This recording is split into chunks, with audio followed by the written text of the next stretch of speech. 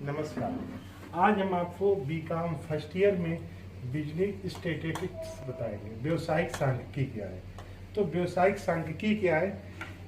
प्राचीन समय में सांख्यिकी का प्रयोग राजा महाराजा किया करते थे। वो सिर्फ आय व्यय तक सीमित रखते थे को उनको कितना विभिन्न करों से कितना राजस्व मिल रहा और उस राजस्व को वो कहाँ कहाँ खर्चा करते थे। वो सिर्फ आय व्यय तक सीमित रखते थे। वो अपनी सीमाओं की सुरक्षा पर खर्च करते थे और अपने ऊपर खर्च करते थे। यदा कदा वो समाज के लिए कुछ काम करते, जैसे तालाब बनवा देना या कुआं खुदवा देना या धर्मशाला का निर्माण कर देना। इस तरह से वो कुछ कार्य किया करते थे। लेकिन जैसे जैसे समय बदला, प्रजातांत्रिक सरकारें आने लगी, तो लोगों को सरकार के प्रति लालसा होने लगी कि हम अगर सरकार को हम वोट दे रहे हैं तो सरकार मेरे प्रति भी कुछ कार्य करे। तो जब इस तरह के जब होने लगी तो उस समय सांख्यिकी का प्रयोग और बढ़ गया। चाहे शिक्षा का क्षेत्र हो या रोजगार का क्षेत्र हो, चाहे स्वास्थ्य का क्षेत्र हो, चाहे कहीं किसी भी क्षेत्र में हो, आज के समय में सांख्यिकी का जो प्रयोग है व्यापक स्तर पर किया जाता है। तो इसमें क्या है, सांख्यिकी शब्द का प्रयोग सर्वप्रथम 1749 ईस्वी में जर्मनी के विद्वान गॉटफ्राइड एकेरवाल ने किया था। यानी कि इन्होंने 1749 ईस्वी में ये जर्मनी के विद्वान थे, गॉटफ्राइड एकेरवाल ने किया था। इन्हें सांख्यिकी का जन्मदाता कहा जाता है। तो सांख्यिकी के अंतर्गत जो विशाल आंकड़े होते हैं, जो बहुत बड़े बड़े आंकड़े होते हैं, उनको हम संक्षिप्त कर रेंज, परसेंटेज और एवरेज में हम व्यक्त करते हैं। तो सबसे पहले इसमें है एवरेज। ये औसत क्या होता है? उसकी जगह आप ये कहेंगे जितने पेड़ हैं उसको आप जोड़ लेंगे।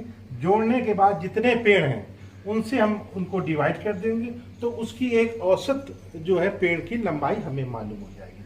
तो हम ये बता सकते हैं कि हमारे पेड़ की औसत लंबाई इतनी है। तो इस तरह से हम ये एवरेज ज्ञात कर सकते हैं। दूसरा है रेंज। रेंज को हम कहते हैं विस्तार। इस विस्तार क्या है? इसमें हम ये देखते हैं लार्जेस्ट वैल्यू और माइनस स्मॉल वैल्यू, यानी कि इसका हम फैलाव देखते हैं रेंज के अंतर्गत, ये कितनी दूर तक जा सकता है। तो एक अनुमान लगा सकते हैं, उसी के आधार पर हम इसका रेंज का भी प्रयोग करते हैं। तीसरा है परसेंटेज, प्रतिशत। मान लीजिए किसी भी विद्यालय में 100 बच्चे हैं। अगर पूछा जाए कि 100 विद्यालय जो बच्चे हैं ये बीकॉम फर्स्ट में है, बीकॉम फर्स्ट में 100 बच्चे हैं। अगर आपसे सबसे बच्चों के नंबर पूछे जाए कि जो 100 बच्चे उनके आप नंबर बताओ, क्या आप नंबर बता पाएंगे? नहीं। अगर उनकी जगह आप अगर परसेंटेज में अगर हमसे पूछा जाए तो हम बता सकते हैं कि 100 बच्चे में 60 बच्चे फर्स्ट क्लास पास हुए हैं, 30 बच्चे सेकेंड क्लास पास हुए और जो शेष बच्चे बचे हैं वो थर्ड क्लास पास हुए।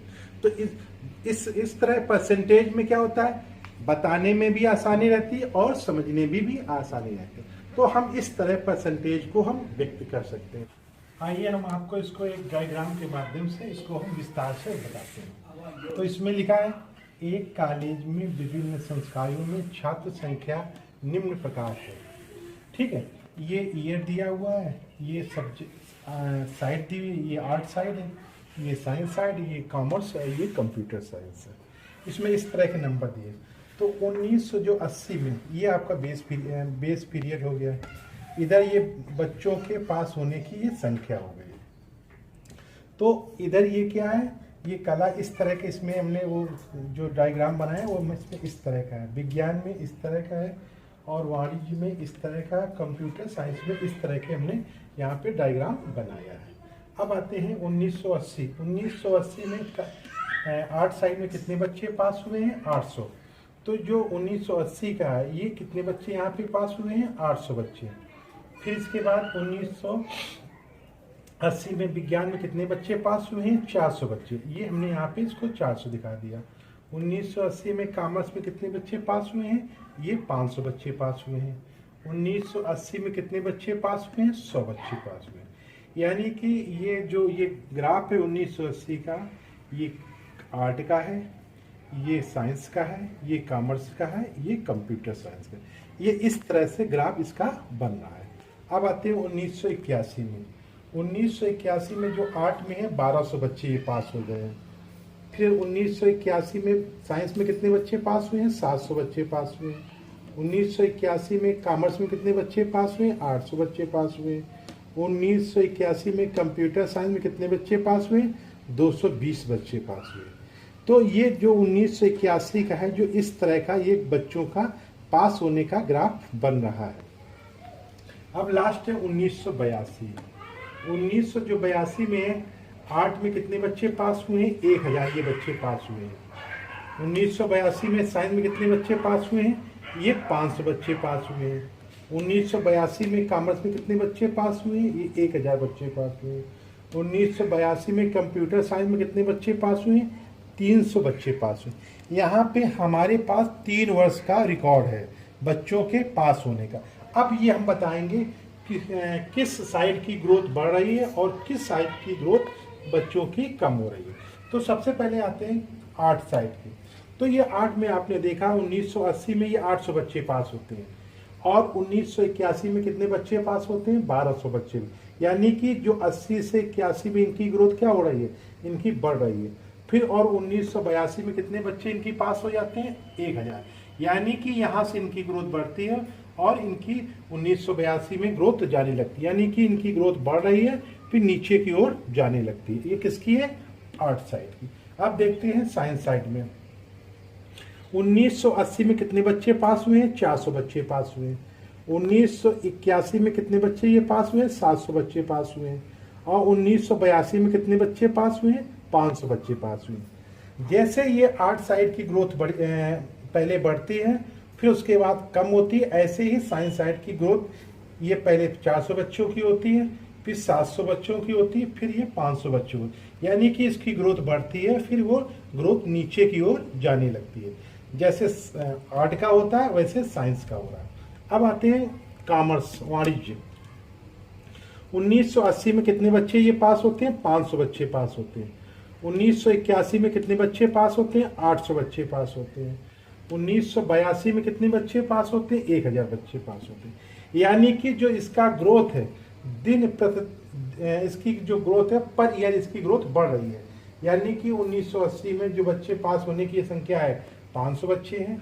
1981 में कितने बच्चे पास होते हैं? 800 बच्चे पास होते हैं। और 1982 में कितने बच्चे पास हो रहे हैं? 1000। यानी कि जो इसका जो है रेशियो है, जो इसकी पर ईयर ग्रोथ है वो तेजी की ओर ऊपर की ओर जा रही है। जबकि दो और साइड है आर्ट एंड साइंस, उनकी ग्रोथ क्या है? ऊपर जाती है फिर नीचे की ओर आती है। यानी कि ये जो कॉमर्स का ग्रोथ है वो नीचे से ऊपर की ओर जा रहा है। दूसरा है कंप्यूटर साइंस। कंप्यूटर साइंस में 1980 में कितने बच्चे हैं? 100 बच्चे हैं। 1981 में कितने हैं? 220 बच्चे। और 1982 में कितने हैं? 300 बच्चे। यानी कि जैसे कॉमर्स का ग्रोथ बढ़ता है वैसे ही कंप्यूटर साइंस का ग्रोथ बढ़ा है। यानी कि इस चित्र के माध्यम से हम बहुत आसानी से ये समझ सकते हैं किस साइड का ग्रोथ बढ़ रहा है और किस साइड का ग्रोथ कम हो रहा है। यानी कि जो आर्ट साइड है तो उसका ग्रोथ बढ़ता है फिर कम हो जाता है।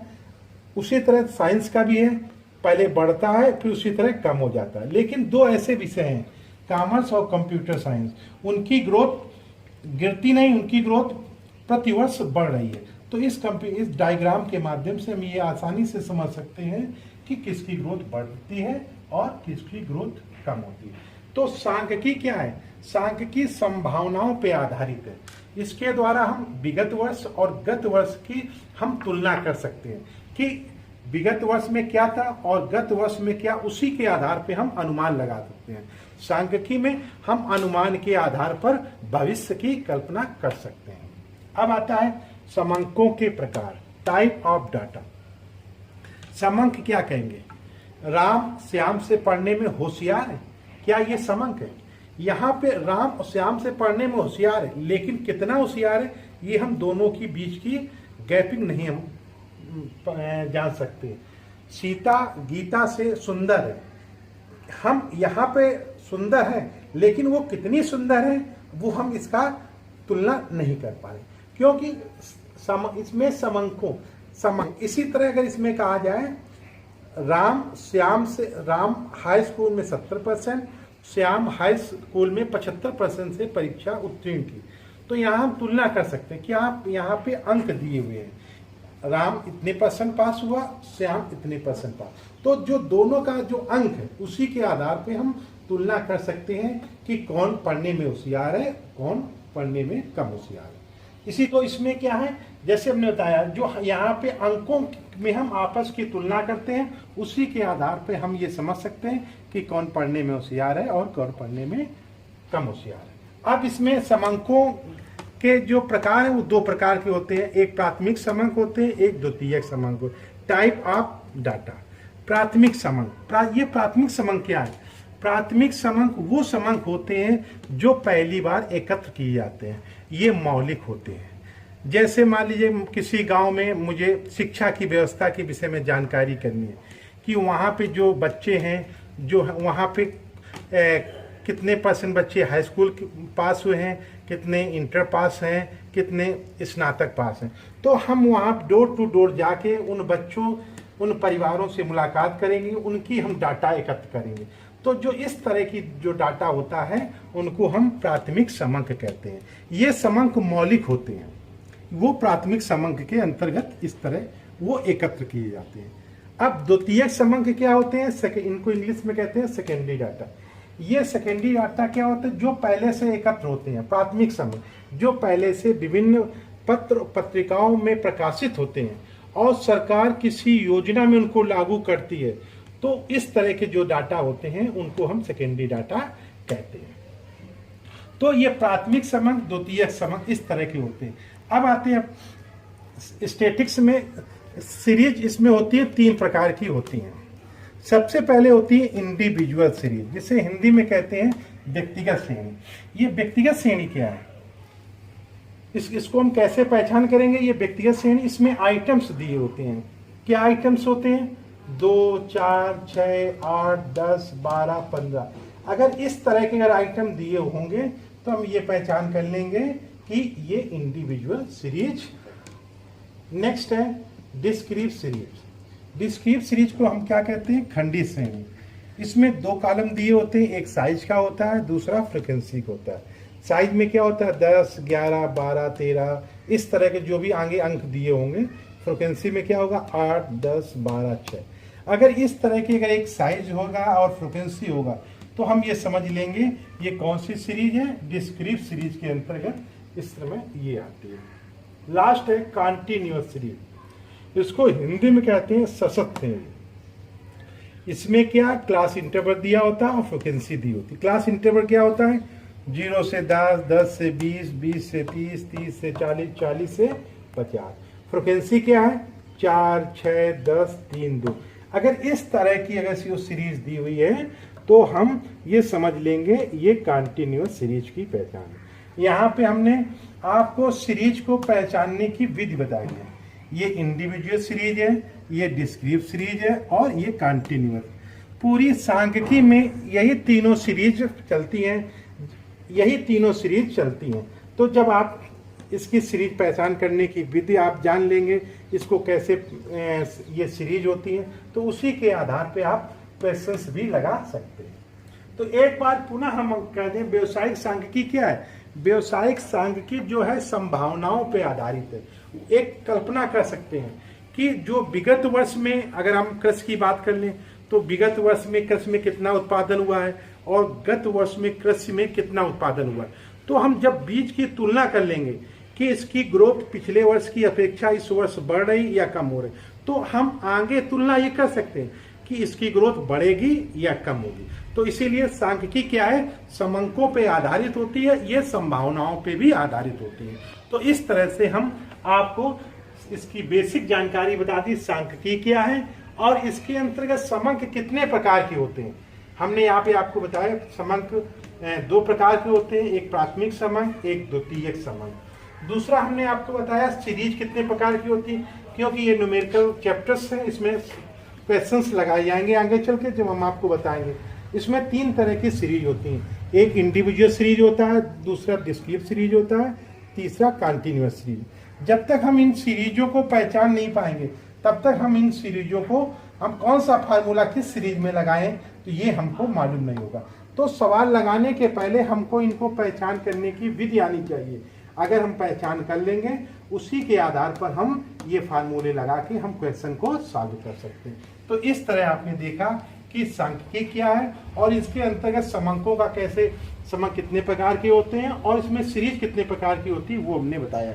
नेक्स्ट वीडियो में इससे संबंधित जो क्वेश्चंस बनेंगे वो मैं आपको नेक्स्ट वीडियो में बताएंगे।